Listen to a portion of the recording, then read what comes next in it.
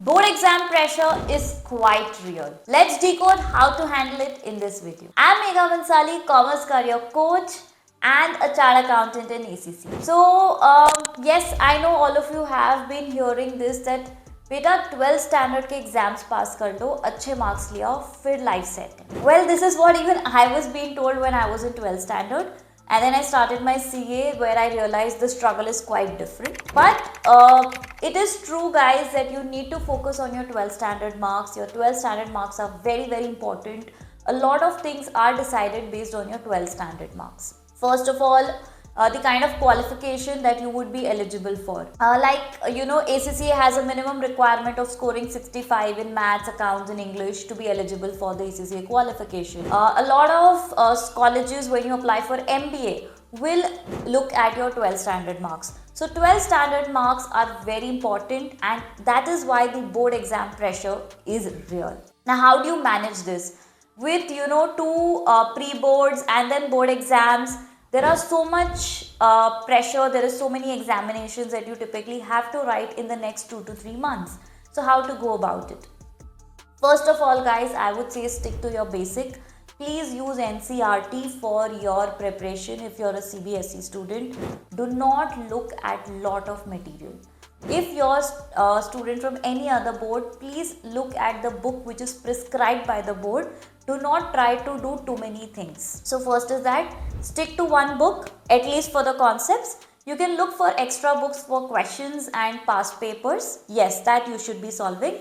But for your basics, stick to one book. For CBSE, NCERT is the king. Please remember, majority of the questions come from NCERT itself.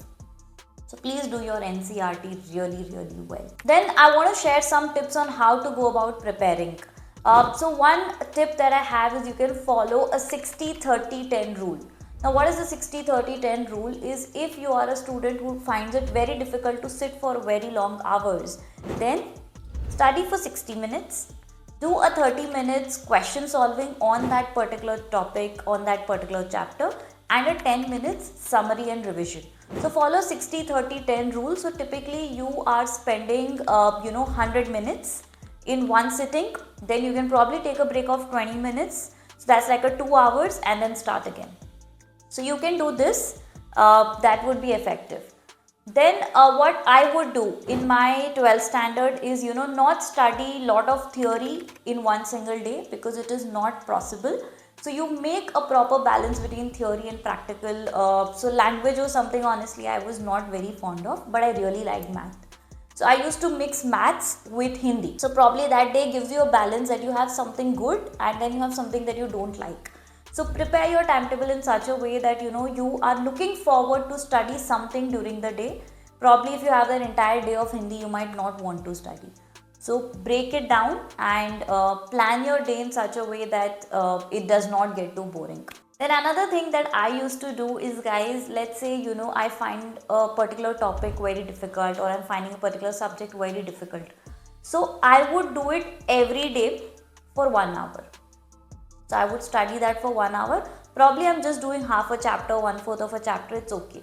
But when you are doing this in pieces, it is more easy and it gets, not very complicated and not too boring also. So you can definitely follow the 60-30-10 rule for the difficult chapters, for the difficult subjects. So it makes it easy. So these are few tips. Now the next tip I have is if you are a student who is bad with memory. So if you are someone who is having difficult time with your memory, then how to go about it? So again, I have another rule for you is, study that chapter, study one particular chapter in a one particular day and post that. Okay, spend 30 minutes summarizing it in your own words. So all you can do is probably draw a flow chart and then try to summarize the chapter or make small summary notes. Now what happens is this is giving you a quick revision. It's helping you retain, your memory is increasing, plus when you write the retention is higher, and when you make your own notes, you can use this at the time of revision and you do not have to go about, asking notes from your friends in here and there. And you can be the one probably giving out notes to your friends. So if your memory is the problem and if you are having problem retaining the concept, then you can definitely follow this method. And few other generic tips I have, guys, is please do your entire syllabus from NCERT. Do past papers, do at least 3 to 4 years past papers, because you'll understand the paper pattern. Do mocks. Your pre-boards are there for that, wherein you're doing this in the time situation, so that's good. When I was in school, we typically had 2 to 3 sets of pre-boards. So I would be getting one, but take the second or the third set from your friend and attempt that also. So that is like a mock. Take help from your mentors. Ask as many doubts as you have. Please do not leave your doubts unclarified. That's a big no. So these are some basic guidance that I have for you. And in case you are in 12th standard and you require some sort of personalized guidance, or you're feeling a lot of pressure, please feel free to reach out to me so that I can help you personally and guide you one-on-one, and we can get great results in your 12th standard examination. I hope you found this video useful, and do drop a comment below if you have any sort of problem with your 12th standard examination, and I'll be happy to guide you. Do share this with your panicky friends, and do not forget to like the video and subscribe to my channel. I'll be back with more such content. Till then, take care. See you all.